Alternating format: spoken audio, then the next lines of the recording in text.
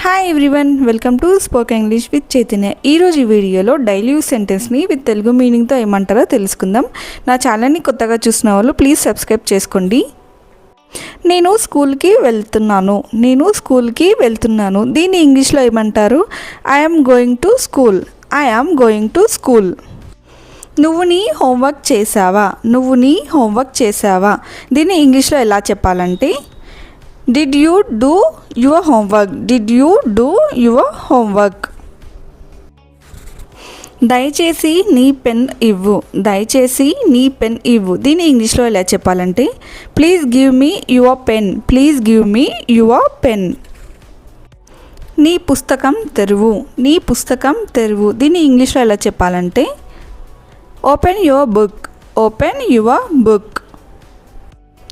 శబ్దం చేయవద్దు. దీన్ని ఇంగ్లీష్లో ఏమంటారో కామెంట్ సెక్షన్లో కామెంట్ చేయండి.